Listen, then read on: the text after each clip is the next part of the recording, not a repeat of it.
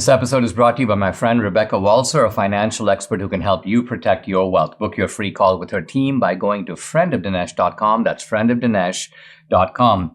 Coming up, a startling admission by U.S. intelligence agencies that Ukrainians blew up the Nordstrom Pipeline. I'm going to tell you why that isn't and cannot be the full story. Something weird is going on at Fox News with Tucker Carlson, with January 6th, and I'll talk about what that is. Journalist and author James Rosen joins me. We're going to talk about his new authoritative biography of the early life of Supreme Court Justice Antonin Scalia. This is the Dinesh D'Souza Show.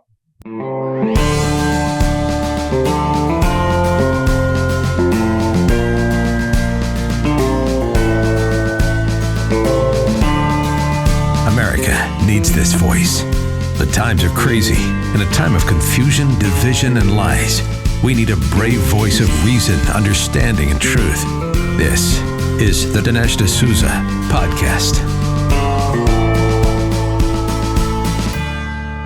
How would you describe the blowing up of the Nord Stream pipeline? Let's think about this. You've got this giant pipeline.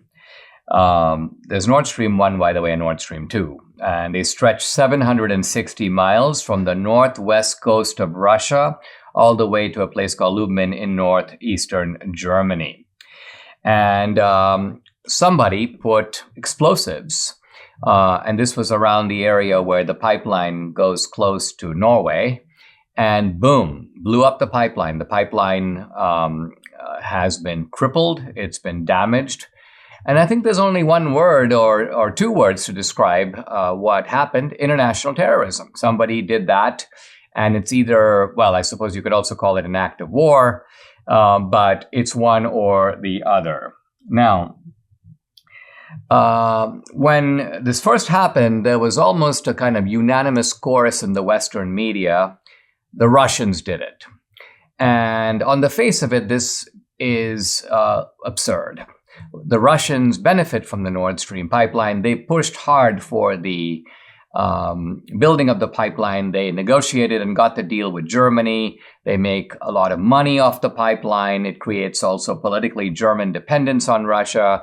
So the Russians have no reason to blow up the Nord Stream pipeline. Well, the Western press was like, yeah, well, they do. They're doing it because they want to make it look like we did it. So they're doing it to score points. And even though it's kind of like someone, beating themselves up in the face and then saying, oh, my boyfriend abused me. So they were implying that this was Putin's motive for doing this. Well, it was never really all that believable, but these days, much of what we hear in the Western press is not believable. In fact, it's propaganda that is sown by the intelligence agencies. Then several weeks ago, Seymour Hersh, a lifelong leftist, did a bombshell post on his Substack, I believe, but certainly he did a blog post basically saying, I have evidence that the United States Navy divers from Florida blew up the Nord Stream pipeline. And he gave a lot of detail, it came out of nowhere. The most he was able to do is point to sources that were inside the U.S. government that told him this. And then there was a kind of long silence, the media sort of not touching this article. It's sort of radioactive, even though Seymour Hersh has a record of breaking major stories. I believe he broke the story of the My Lai massacre in the Vietnam era.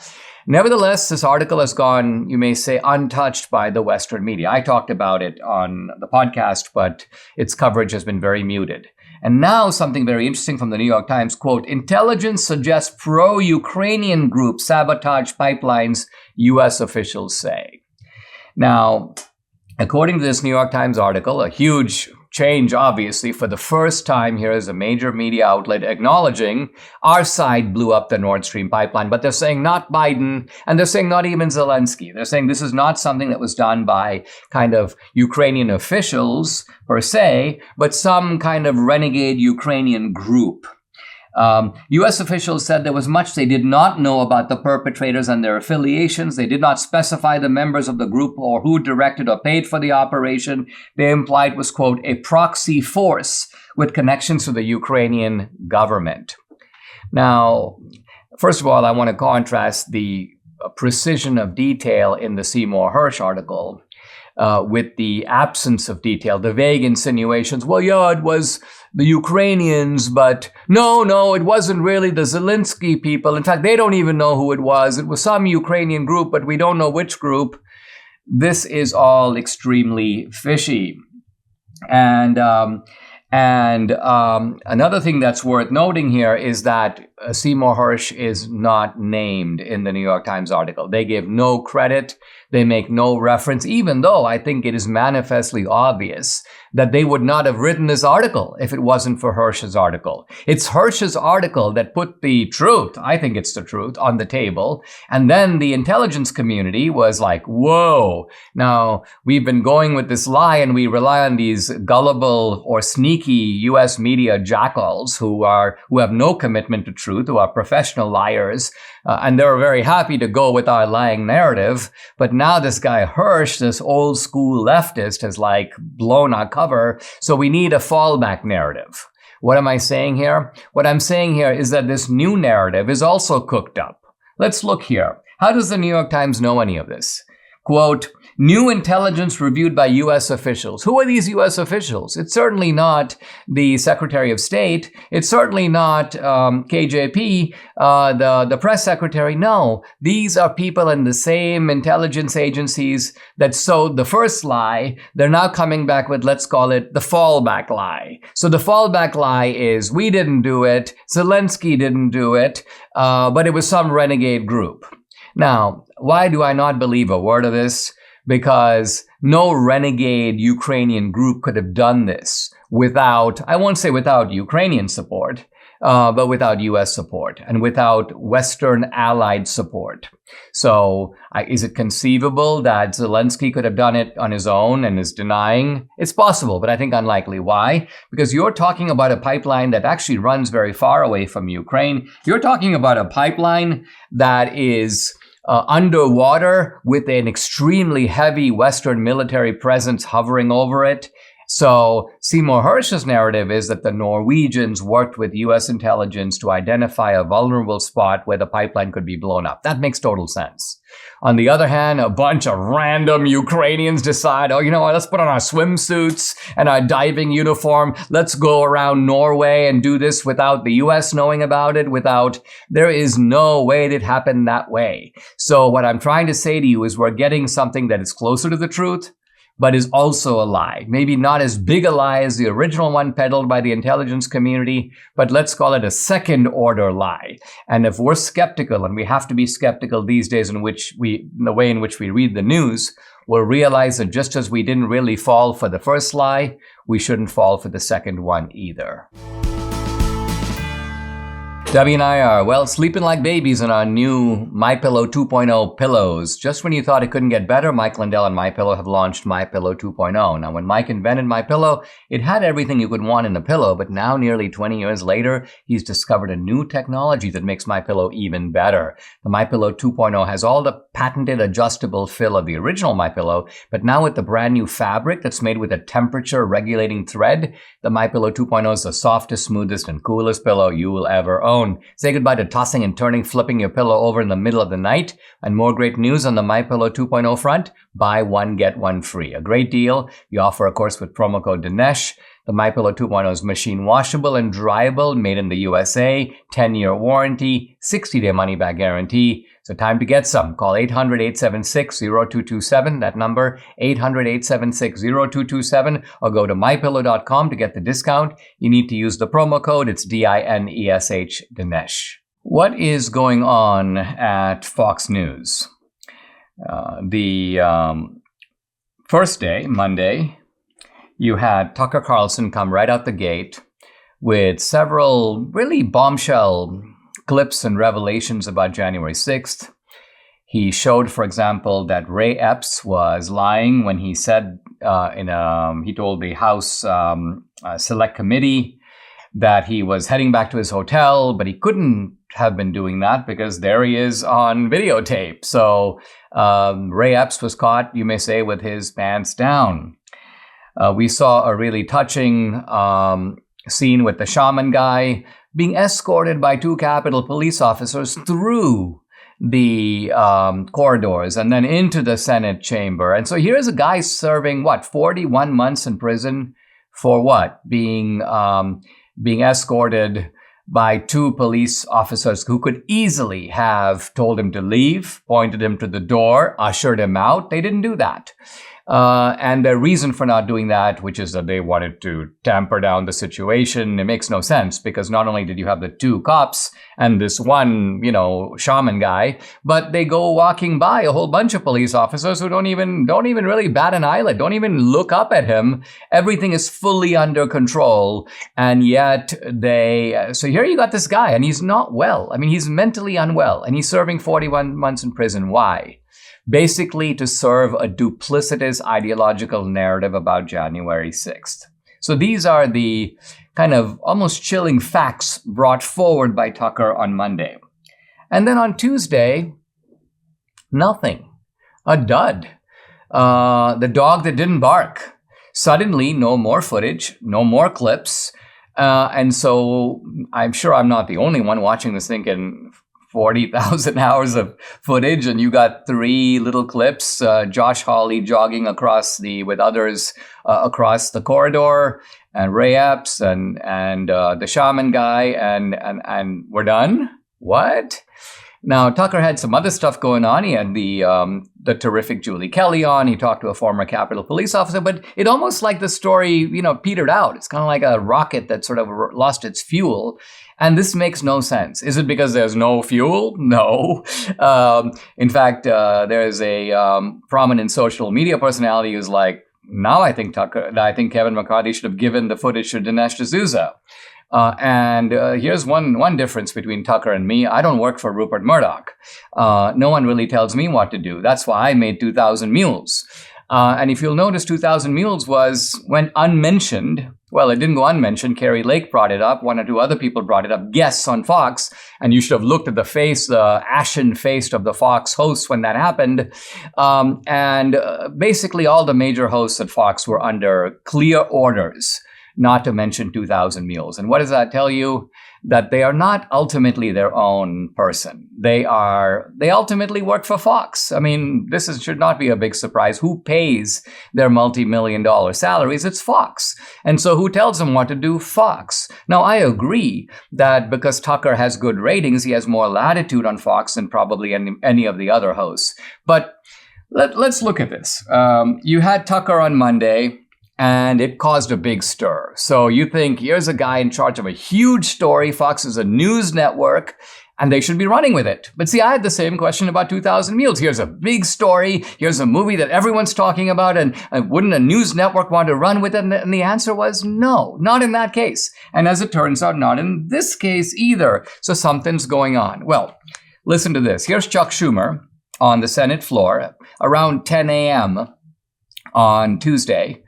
Rupert Murdoch has a special obligation to stop Tucker Carlson from going on tonight, from letting him go on again and again and again, because our democracy depends on it.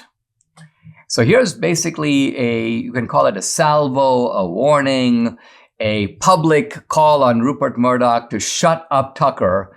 And I normally would go, this is just partisan, nonsense. Tucker's not going to be fazed by it. He's going to be, out there guns blazing on Tuesday night. And then, no.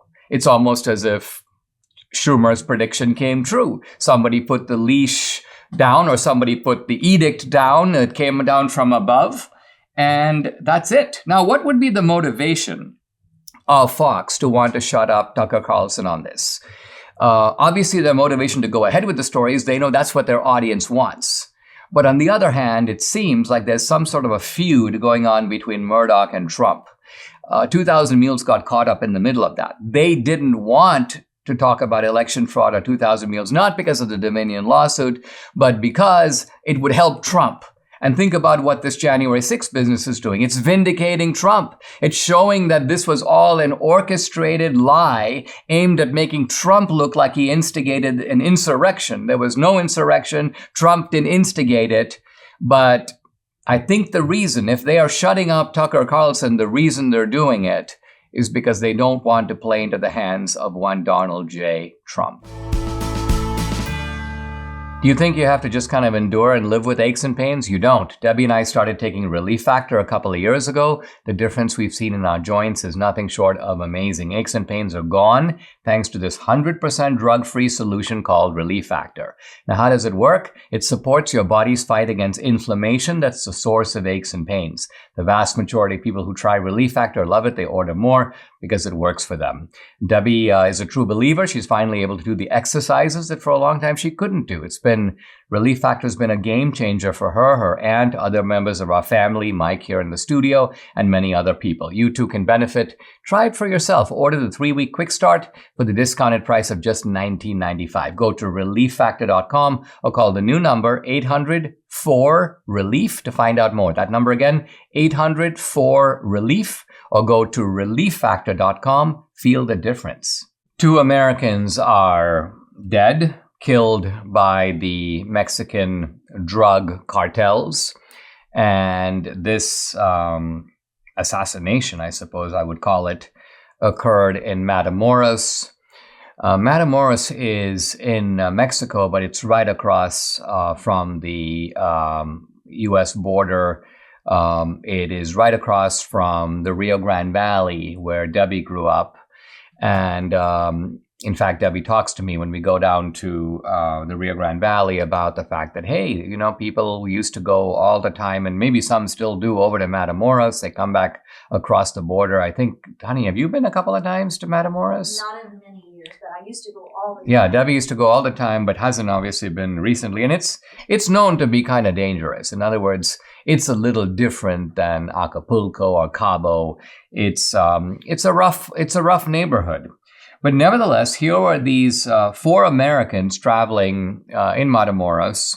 And I sort of smiled because evidently they were going from South Carolina to Mexico, and one of them was apparently getting a tummy tuck. They were getting some plastic surgery, I guess, to reduce weight. And 2 of them didn't come back. And out of the 2 that did get back, one of them apparently got wounded. So they were chased. They were kidnapped at gunpoint, and then they were shot at. 2 of them were killed, and 1 of them wounded. Now, initially, the news report said that this was a case where the drug cartels probably got it wrong. They were identified as being cartel members or cartel stooges. This to me makes no sense. Because apparently these Americans were driving an SUV with American tags. They were, by the way, African American, and so what's going on here? Well, I don't know, and it's not clear to me why this happened. The obvious theory is that somehow the cartels wanted to kidnap these guys for ransom, and there is a lot of kidnapping for ransom that goes on in Mexico. But I'm not sure this is being done by the major cartels. Why? Because the cartels make, and you want to digest this number for a second, $50 billion a year. So think, for example, of the net worth of a guy like Soros, which is about $20 billion. That's his lifetime accumulation. Double that to 40, and then add another 50% to $50 billion. The cartels are making this annually. It's a giant number. So the idea that the cartels are like, well, there's 4 African Americans, they probably got some cash in their back pocket. This doesn't make any sense. Debbie thinks, and we'll talk about this perhaps in our Friday roundup, that the cartels are like, you know what? We're like a country now. We're like a state within a state. And by the way, the cartels have been greatly strengthened by Biden. Why? Because Biden knowingly encourages this illegal traffic. The cartels previously had only one commodity that they would trade in, and that's drugs. Now they trade in 2 commodities, drugs and human beings. And I'm not just talking narrowly about like sex trafficking. I'm talking about the trafficking of humans across the U.S. southern border. It's a very lucrative traffic because you're able to get people from not just from Mexico, primarily from Mexico, but also from all over South America to pay what, $7,000 a person, $14,000 a couple. Think of how much these are people who essentially, borrow as much as they can from family members and they turn all that money over to the cartels. And in some cases, they come here and work and they have to make their final payment once they accumulate money in the United States. So the cartels are just making money hand over fist. And the Biden regime is the reason that they've gotten even richer and stronger than they have. So I put some blood, not all the blood, but some blood of these two dead Americans on Biden's hands, because he has emboldened and enriched these cartels to have a sense of complete impunity. And they go about this kind of stuff in part because they're like, it's a Democrat in the White House. I'm not saying that they explicitly say that, but they kind of know that if you do this under Trump, something bad's going to happen. You don't know exactly what, but you don't really want the SEAL team to be visiting you at the Sinaloa cartel or whatever these cartels are called. I believe the cartel in question here is the so-called Gulf cartel. Lindsey Graham says now that he's going to present legislation to allow the deployment of U.S. military forces to Mexico. I'm going to think about that a little bit. Not sure what I think about that. But it does seem that the vulnerability of our southern border is an important contributor to all these sorts of ancillary problems. And that is not speculation. That is a cold, hard fact. It's time for a fresh start. Now, the phrase literally means an opportunity to begin something again. You know you need a fresh start in your eating habits, right? How many times last year did you say to yourself, I need to start eating better? Now, eating the right amount of fruits and veggies every day is almost impossible. Debbie and I are eating better, but still, then we need to have a convenient way to make this fresh start. And the way is Balance of Nature. Balance of Nature is sourced from 31 whole fruits and vegetables. You'll get maximum nutrition with their star product right here, fruits and veggies in a capsule. Debbie and I take them every day, and you should do so also. And Balance of Nature has a New Year's offer I want to tell you about. Get $25 off plus free fiber and spice with your first preferred order of fruits and veggies when you use discount code America. The offer can end at any time, so act now. Call 800-246-8751. That's 800-246-8751, or go to balanceofnature.com. Use discount code America. Guys, I'm happy to welcome to the podcast a new guest. This is the veteran journalist James Rosen. He's the chief White House correspondent for Newsmax. In fact, he's been a Washington hand for a long time. He reported on Fox News for nearly 2 decades. He's published in the New York Times, the Wall Street Journal, Washington Post, etc., Atlantic. And he has a new book that we want to talk about, and it's a terrific book. I just finished reading it. It's called Scalia, Rise to Greatness, 1936 to 1986. So this is really the early life of former Supreme Court Justice, the late Antonin Scalia. James, welcome to the podcast. Great to have you. And what a Thank terrific... you, Dinesh. Thank you for having me. Absolutely. And what a terrific book. I mean, this is a book that brings Scalia really to life. And I want to talk a little bit about his life and about his character. But let's start with the distinctive element of Scalia's judicial philosophy. The question I want to ask you is that we've heard a lot about the conservative judicial philosophy of original intent. Original intent here meaning that a judge in interpreting the Constitution should, begin with the obvious text of the Constitution. But when something is a little obscure, dig into the kind of surrounding circumstances and original motivation of the people who made that law to see what that law actually means. And this appears to have been the sort of dominant conservative philosophy promoted by, say, the Federalist Society and so on. And my question is, does Scalia fit squarely within this tradition, or is there a kind of Scalia take on this that's a little different? So first, again, thanks for having me, Dinesh. This book, Scalia, Rise to Greatness, 1936 to 1986, tells the story of the first 50 years of Antonin Scalia's life. It ends with him taking his seat on the Supreme Court. Hopefully only 2 years from now, we'll publish Volume 2, which will cover his Supreme Court tenure. In terms of the question that you asked, I would phrase it somewhat differently. Until Scalia came along, first as a judge on the Court of Appeals, and then as a justice on the Supreme Court, there prevailed in legal circles a theory about how judges are supposed to go about their work. What does a judge do, after all? A judge tells us what a law or what the Constitution means. They might have two parties arguing before them over what the law means, the government and a corporation, two individuals, what have you. And the central business of judges is to tell us what the Constitution or a given statute means. That means that they interpret these constitutional provisions and statutes. That's called statutory interpretation. That's what judges do all day long. Until Scalia came along, what prevailed was a liberal notion called the living Constitution. This was the view that the provisions in the Constitution, such as the Bill of Rights, or any of the statutes that have been passed in the 200 plus years since, should expand. Their meaning should evolve over time in order to take account of phenomena that the founding fathers never could have envisioned, such as nuclear weapons or the internet or what have you.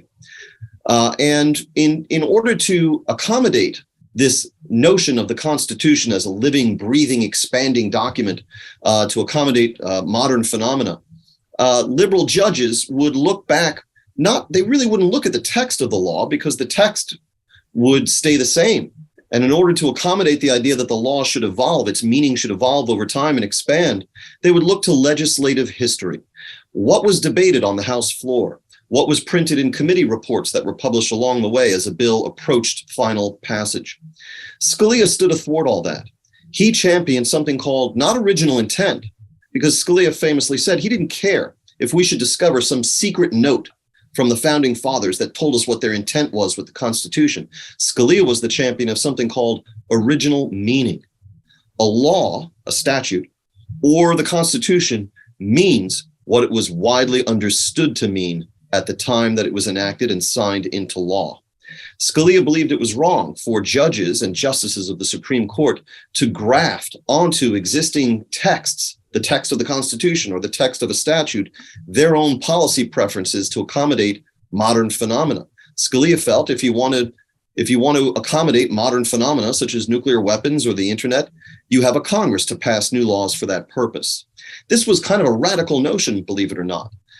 This idea that originalism, the original meaning of a law, should be what judges look to. And Scalia had a way of finding what the original meaning of a law was, the text of that law.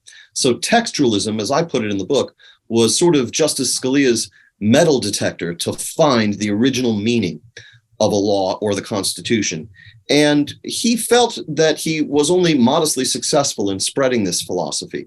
But by the time he died, no less a figure than Supreme Court Justice Elena Kagan, another of the liberals on the court with whom Scalia had a wonderful personal friendship, pronounced that we are all originalists now.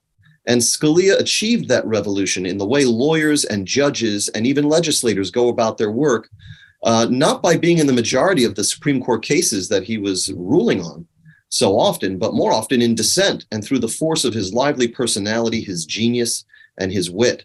And so his revolution on behalf of originalism and textualism is really one of the most important changes in American society of the last 100 years. And that's one of the reasons why I undertook to write this book. Well, that is elegantly stated. And when we come back, I'm going to explore this theory a little further with James Rosen. We'll be right back. Debbie and I gained some weight. I'm not telling you how much, too much, during COVID, and we kind of had a choice. Either go down the fat affirmation route or start dropping a few pounds. Well, we started the PhD weight loss and nutrition program 4 weeks ago. Well, 5 weeks ago, honey, right? 5 weeks. Yeah, Debbie has already lost more than 7 pounds, and I'm down 14. What? Obviously, I was quite a porker. The program is based on science and nutrition. No injections, no pills, no hours in the gym, no severe calorie restriction, just good, sound, scientifically proven nutrition. As you can see, it works. Very simple. They make it easy by providing 80% of your food at no additional cost. They tell you when and what to eat. Guess what? You can do this without ever being hungry. The founder, Dr. Ashley Lucas, has her PhD in chronic disease and sports nutrition. She's also a registered dietitian. She spent her life helping people lose weight, get healthy, and most important, maintaining the weight loss for life. If you're ready to lose that excess weight for the last time, call PhD Weight Loss and Nutrition at 864-644-1900 or find them online at myphdweightloss.com. Here's the number. Write it down, 864-644-1900. I'm back with veteran journalist and author James Rosen, chief White House correspondent for Newsmax, and the author of a terrific new book, Scalia, Rise to Greatness, 1936 to 1986. James, you beautifully stated Scalia, the Scalia revolution, I suppose one could call it, on the court.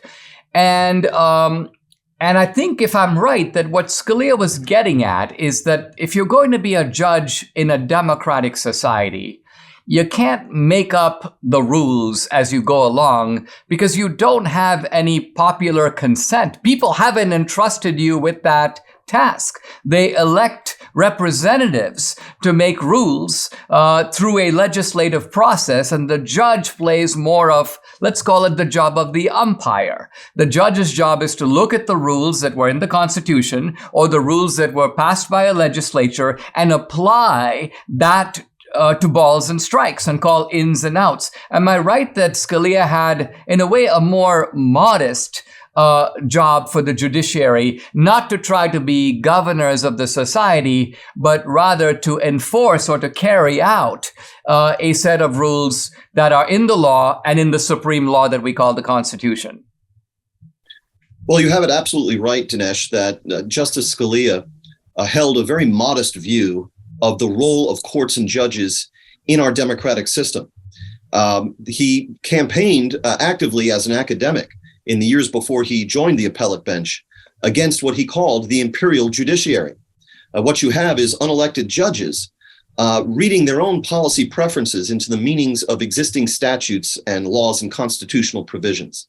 And so his view, for example, on Roe versus Wade, which he first publicly articulated in a 1978 AEI panel discussion on the imperial judiciary, was that this question of whether there should be a constitutional right to abortion had never actually been exhibited in the history of American society, that in fact there had been laws at the local levels, state levels, prohibiting this particular action for hundreds of years, and that it should be returned to the states for democratic self-governance. And that's precisely what ultimately happened last year, years after Scalia's passing, with the Dobbs decision from the Supreme Court. But yes, Scalia felt that if the court, if a judge is to say, well, 10 years after the passage of a given law or 200 years after the passage of the Constitution or any time in between, that law now should mean something else because there's new developments in society. That in Scalia's view was the judiciary depriving earlier generations, almost going back in time and stealing the liberty and the freedom and the self-consented governance of earlier generations who elected their representatives and their president, who passed a given text of a law into law and was signed into law by that president. And if somebody comes along 10 years later or 50 years later or 200 years later and says, no, it means this, it means something larger, then people are robbed of their liberty. There's another sort of wrinkle on this, which I think our audience will find of interest.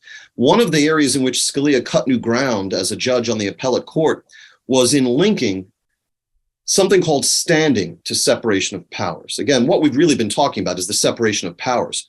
Which branch is responsible for doing what in our system? And standing is the legal doctrine that accords someone who launches a lawsuit in the courts to have the right to do that. If you have standing, it's because if you're suing a corporation because they sold you a lemon of a vehicle, let's say, you have standing because you were the person who was involved in the transaction, let's say.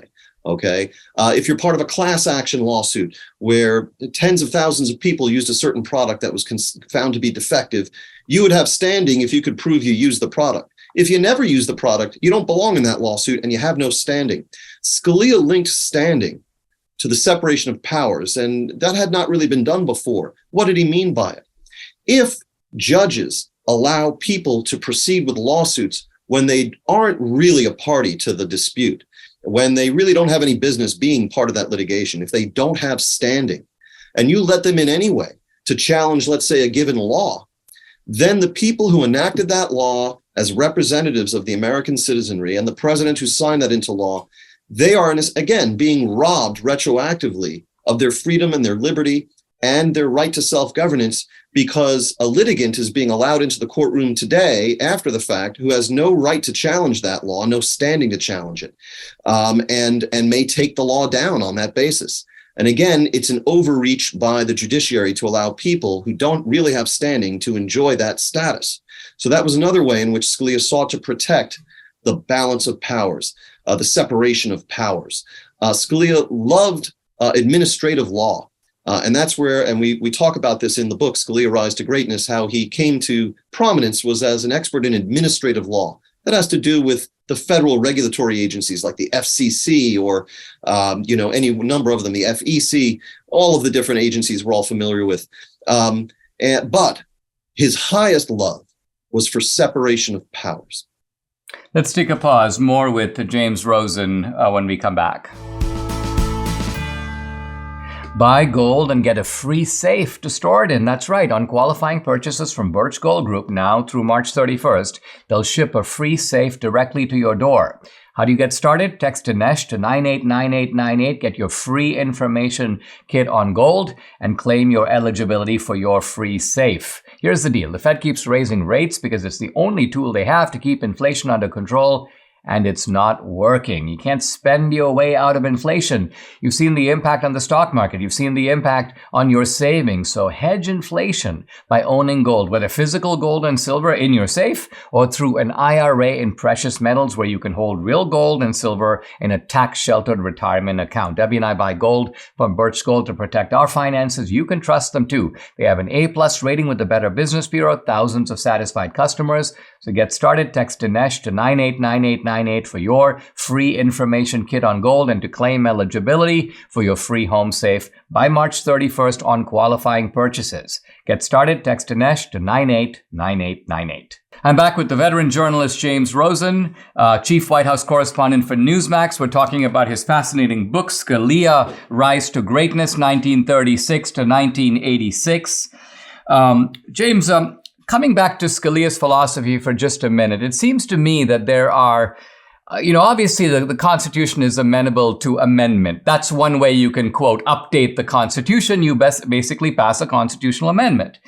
But there is some process in the Constitution for evolution, I would argue, because there are certain phrases in the Constitution that seem to be inherently subjective. For example, the Constitution forbids cruel and unusual punishment. Now, it could be that in the 18th century, cropping off somebody's ears was not considered cruel and unusual, but we would be deeply shocked if the government were to do that to someone today. So did Scalia make provision for the fact that on a phrase like that, the common understanding could in fact evolve, but it's a completely different matter to look in the Constitution and say, I kind of want to find an abortion right. I don't see it anywhere in the Constitution. So let me infer it from the Fourth Amendment as a right against unreasonable search and seizure or some vague provision in the Ninth or 10th Amendment, and then just conjure up a right sort of out of thin air. Did Scalia make a distinction between places where the Constitution allowed some interpretive elasticity and places where it really was a con job? Well, I think you've more or less accurately summarized Scalia's view. I don't know that he ever would have embraced a term like elasticity, interpretive elasticity. But yes, and you seized on the Eighth Amendment prohibition on cruel and unusual punishment. And with respect to that particular provision in the Bill of Rights, Scalia declared himself famously, and he never stopped hearing the end of it from his conservative friends, a faint-hearted originalist, because he could not bring himself to support something archaic that had been in use at the time of the founding, like the notching of ears and so forth. But yes, he did believe that where a new phenomenon was concerned, such as nuclear weapons or the internet or what have you, either the Congress should make the new laws to accommodate for those new phenomena, or the judge or the justices, when interpreting existing constitutional provisions and statutes, or at least for the Constitution, let's stick with that. If the practice involved was in use at the time of the founders, and there was such a thing as abortion back then, and it was prohibited, then he would stay with the original meaning and with the tradition that was in place at the time.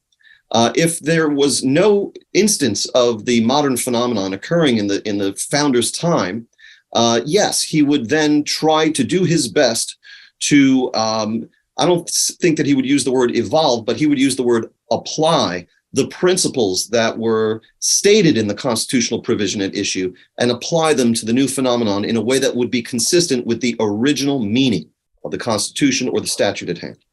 It makes total sense. This book, by the way, I'm only discussing one aspect of it here, which is the sort of philosophical, the interpretive philosophy that Scalia is bringing to this. This book is full of tidbits and anecdotes and things that make you sort of smile and chuckle. Here's one that got me. This is page 365. Scalia is saying, "There's not a whole lot of use in being an ethnic, unless you're running for office or perhaps going through a confirmation hearing." And I chuckled about that. First of all, I was thinking about George Santos and the fact that he was posing as, claiming to be Jewish when he apparently isn't. But Scalia realized that ethnicity is not something to be traded on, it seems. And yet, the fact that he was Italian-American made a huge difference in the virtual unanimity that got him through the Senate. It seems to me that he recognizes this. He's chuckling about it. And yet he's drawing attention to the fact that he may be a hyphenated American, but he's first and foremost an American. Am I correctly summarizing the Scalia temperament here? With respect to the ethnic angle, absolutely. He came from New York City. He was born in New Jersey, but he grew up in Queens in a multi-ethnic neighborhood filled with Italians and Irish and Jews and Germans and all sorts of folks. And he really loved ethnic humor. He loved a good Italian joke. He loved bantering back and forth with ethnic friends. The quote that you cited, which was only from 2 years after his confirmation hearing, is him kind of looking back on the prominent role that his ethnicity played in his successful confirmation for the Supreme Court, 98-0, and kind of having a laugh at it. One of the revelations of this book is that Scalia, of course, we know that he detested identity politics, and he would never seek to portray himself as a victim in any respect. But one of the revelations here is that he suffered anti-Italian prejudice more often than he was willing to let on, and more often certainly than he acknowledged. And I came up with a number of instances where Scalia was sometimes insulted directly to his face on the basis of his Italian heritage. And it happened with greater frequency than he cared to discuss. But he persevered in the face of those setbacks, and of course, conducted himself in a way that, again, was absent any hint of the victim ideology or culture. I mean, it's very telling, James. I was only once or twice in Scalia's presence. The guy I got to know a lot better was Clarence Thomas, and you could say the same thing about him. He actually endured a good deal of prejudice, but I think it was almost a certain part of his character that refused to be defined by it. So even though he would never deny it, I think he didn't want to let it affected him in some fundamental way or that it defined him. In any case, fascinating stuff. And this book is chock full of insight and ideas. It's Scalia, Rise to Greatness, 1936 to 1986. James Rosen, delightful. Thank you for joining me on the podcast. Thank you, Dinesh. Drawing on my book, What's So Great About Christianity, I'm talking about the relationship between science and the supernatural, between science and God, between science and Christianity. And I'm identifying a hidden philosophical commitment that is inside of science, but most scientists are not even fully aware of it. The philosophical commitment is materialism or naturalism. Now, what's materialism? It's the belief that the material world is the only world there is. There's nothing else. We are part of the material world, and materialism is a affirmation of that idea. Naturalism is very closely related. It's the idea that nature is all there is. There's nothing beyond nature, nothing that transcends nature. And spiritual experiences typically are dismissed because they are interpreted as nothing more than a kind of epiphenomenon or outflow of materialism and naturalism. But by the way, this is a bit of a problem for science because there are lots of things that aren't spiritual. A thought, for example, an emotion is not material. because it doesn't have weight, it doesn't have mass. It exists, if you will, in an idealistic framework. And so the scientist has to say, well, yeah, it's sort of not real. It's illusionary. Or it is something of a kind of an outgrowth of a material reality. Your mind is nothing more than the movement and workings of the neurons in your brain. The immaterial comes out of the material and is entirely a sort of subset of it. Now, these philosophical doctrines, as I've said before, have never been proven, and they can't be proven. How do you prove, for example, that material reality is all there is? You can't. And scientists who think about it know that. So they say, well, this isn't really our conclusion. This is sort of our starting assumption. And I think that's okay, as long as we know that. As long as we know that science is not, in a pure sense, neutral. It's not something that doesn't have any philosophical underpinnings that are based, you may say, on faith, propositions that you simply have to take as axiomatic. By the way, the early scientists and the early mathematicians from ancient times understood the philosophical basis of science. And so, for example, even Euclid is very upfront, if you will, in fessing up that his mathematics is based on axioms. And what's an axiom? Well, Euclid says basically an axiom is something that you have to, it might be intuitively true, it may make sense to your gut, but it's not being something that you've set out to prove. Let's take a simple idea. On a plane, flat plane, if you draw 2 points, there is one line, and only one line, that can go between those 2 points. And this is a Euclidean axiom. Now, I've never seen anyone prove this, and certainly if we go to non-Euclidean geometry, it's not true. It seems to be intuitively true on a flat plane, but it's an axiom. Euclid says, I'm not proving that. That's my starting point. And similarly here, the starting point of science is materialism and naturalism. And if this seems like Dinesh is kind of imposing something on science that's not really there, here is the Harvard biologist Richard Lewontin. I'm now quoting him, and it's a long quote, but it's a very important one because it puts his cards on the table, a rare thing. Scientists don't often do this. Here's what he says. We take the side of science in spite of the patent absurdity of some of its constructs, in spite of its failure to fulfill many of its extravagant promises of health and life, in spite of the tolerance of the scientific community for unsubstantiated just-so stories, because we have a prior commitment to materialism. Let's pause here and digest what he's saying. He's saying that, contrary to popular belief, science often says stuff that is, on the face of it, preposterous.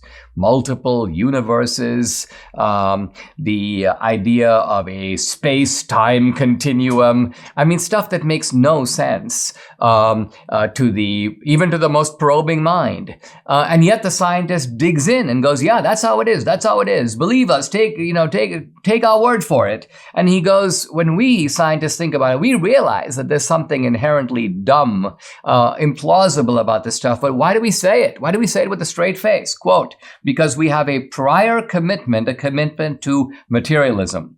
It's not that the methods and institutions of science somehow compel us to accept a material explanation of the phenomenal world. But on the contrary, we are forced by a priori commitment to material causes to create an apparatus of investigation and a set of concepts that produce material explanations, no matter how counterintuitive, no matter how mystifying to the uninitiated. Moreover, that materialism is absolute, for we cannot allow a divine foot in the door. Wow and wow again. What he's saying is that materialism is our religion. Materialism is our dogma. Our entire scientific method, our entire apparatus of investigation is within the framework of materialism. We do not allow ourselves to get outside of materialism because materialism is our starting point, our middle point, and our end point. And he even says why. The motive is religious, or maybe I should say anti-religious. That materialism, he says, is absolute, for we cannot allow a divine foot in the door. And you thought I was making this stuff up. Subscribe to the Dinesh D'Souza podcast on Apple, Google, and Spotify, or watch on Rumble, YouTube, and SalemNow.com.